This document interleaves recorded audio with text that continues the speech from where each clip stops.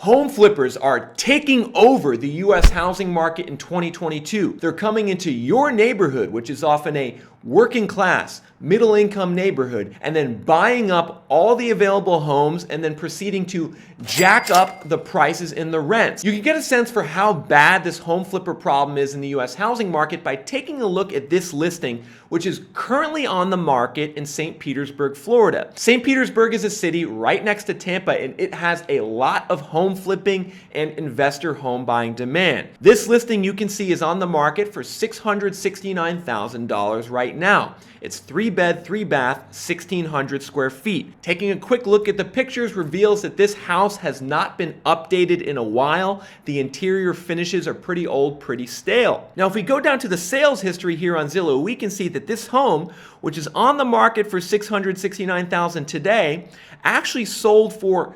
$360,000 in December 2020. So it sold for $360,000 about 15 months ago. Then in November 2021, it sold for $500,000, and now it's listed for $669,000 a mere 3 months later. So get this, folks, in a matter of 15 months on a home with no upgrades, no renovations, this home flipper jacked up the price by over $300,000, an 85% increase in barely over a year. And the zip code that this home is in, 33712, is actually the #1 zip code for investor and home flipper buying in the Tampa metro area. That's what this map and data from Redfin is saying. 37% of all the homes purchased in 2021 in this zip code were sold to an investor or a flipper. And what that signifies is that a regular home buyer is completely locked out of the market in this area of St. Petersburg. If nearly 40% of the buyers are investors and they're doing things like flipping homes at an 85% premium in the matter of 15 months, we all know that the regular American home buyer, the regular family, has no chance of competing. And this is a nationwide problem of home flippers coming into your city and neighborhood and buying up the homes. You should ask yourself, is this happening in my neighborhood? I'm going to show you with data later in the video where this is happening most in America, because there's a big surge across the country. But before that, it's important to ask the question, who are these home flippers actually? Like, who are these people buying up all of the homes out from under your nose and pushing the prices and rents up? The first category of home flippers are what I call speculators. A speculator would be the one in the listing I showed you earlier who just buys a home and then doesn't do any renovations to it, doesn't do any upgrades, and then tries to list it for a higher price. These speculators include a lot of local investors as well as national iBuyers such as Opendoor. I believe these are the worst type of flippers because they legitimately don't add any real value to the property. Now, the second type of flipper is probably one you're familiar with from HGTV. I call this the fixer-upper. Chip and Joanna Gaines on HGTV would be an example of a flipper that actually buys a place that's maybe a bit run down and they improve it through renovations and sell it at a higher price. I believe that these type of flippers are actually not so bad and potentially add value to the housing market by improving rundown properties. But then the third type of home flipper is probably the worst of them all in terms of the cost that they incur on society and their negative impact on the housing market by making prices and rents go up, and that would be the renter flipper. The investor who buys a home and then doesn't sell it, but rather holds it as a rental and then jacks up the rent on the property. This is becoming a big problem across the U.S. housing market because there's a lot of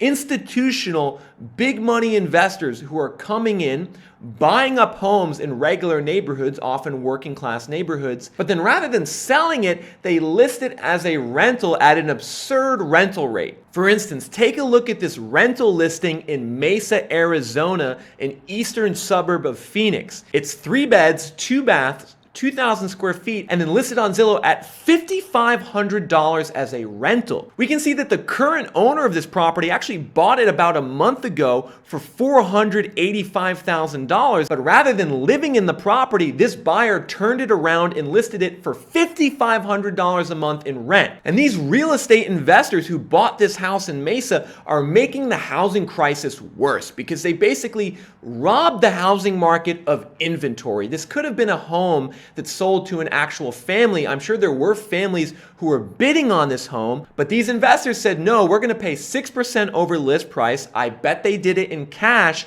and then they turned around and listed it at a rent that's absolutely absurd. Because according to Zillow, the rental estimate for this home based on its size and location is $2,400 a month, yet these investors in Mesa listed it at $5,500, more than twice as much. Because that's the rent that these investors need to get to make their purchase price of $485,000 make sense. And this is a big crisis we're seeing across the housing market, is that real estate investors come in and then overpay for properties in cash, and they say to themselves, well, then I need to jack the rent way up to make my purchase price make sense. And what I would encourage a lot of you to do after you watch this video and after you hit the like button is to go on Zillow and look in your neighborhood to see if you can find examples of this home flipping occurring, whether it's someone buying a home and then selling it at a higher price,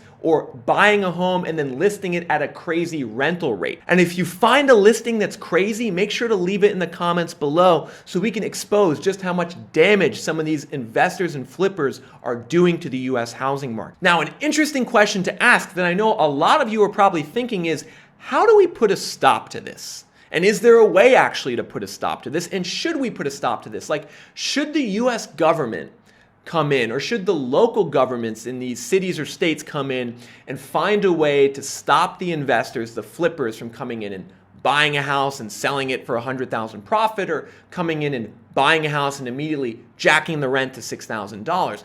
Should the government come in and stop that? Now, that's a question I want you all to think about as I show you this article, which is talking about steps that California is potentially taking to put a stop to this. Now, this is an article from the LA Times titled, "Assembly Bill Would Tax House Flippers, Those Who Sell Homes a Few Years After Buying." House flippers could be taxed 25% of their profit under the California Speculation Act. The bill aims to discourage real estate speculation that drives up home prices as equity investors outbid individual home buyers. The bill, introduced last week, would impose a 25% tax on the profits from a home sold within 3 years after it's bought. Now, there's a lot of debate about this law that's been proposed in California. It hasn't been passed yet. People who think it should be passed say that this would be a good way to create a disincentive for investors to buy homes, that if you tax them on the short-term profits of flipping, they'd be less likely to do it, and that would free up more homes in the market for regular home buyers. The people who don't think it's a good idea say it's actually not addressing the core issue, especially around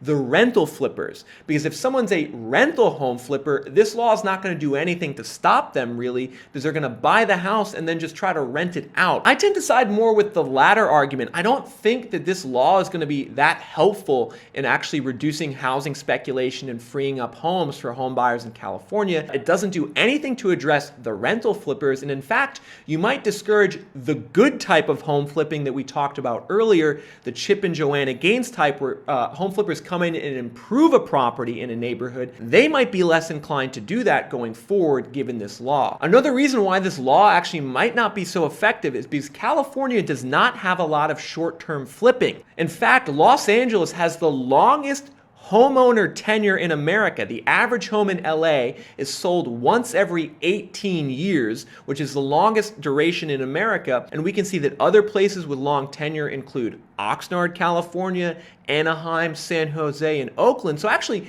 the problem in California is more that people buy homes and then don't sell them for a long period of time. It's not that they buy them and sell them quickly. In fact, maybe we want more of that happening in California. Meanwhile, on the other end of the spectrum, you have markets like Cape Coral, Las Vegas, Nashville, Phoenix, Charleston, and Raleigh, which have some of the shortest homeowner duration. The average home is sold once every 7 to 8 years compared to 16 to 18 years in California, which means that there's a lot more short-term flipping and speculation going on in places like Vegas, Phoenix, and Cape Coral. I believe by far the most powerful tool that the government has at their disposal to stop home flipping in a fair and just manner is to just increase interest rates and push mortgage rates up. Federal Reserve has the power to do it, and luckily they are doing it. We're going to have up to 7 interest rate hikes this year, and we're going to see the 30-year fixed mortgage rate likely eclipse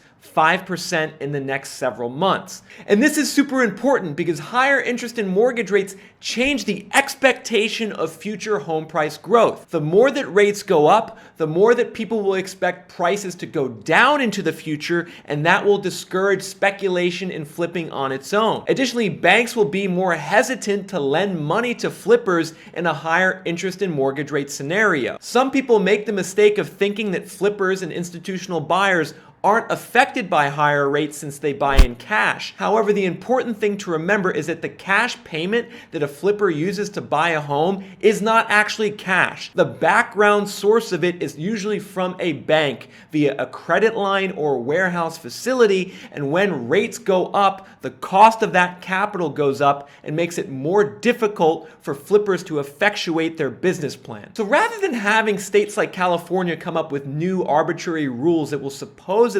restrict home flipping and help the situation, we just really need the Federal Reserve to tighten monetary policy, increase interest rates, and lower the money supply through quantitative tightening. These are things that the Federal Reserve has announced they will do and do aggressively in 2022. And that's why I actually think a lot of the home flippers and investors getting into the market today are going to get crushed. They're going to get smoked, especially the ones buying in volatile speculative markets like Tampa, Phoenix, and Atlanta.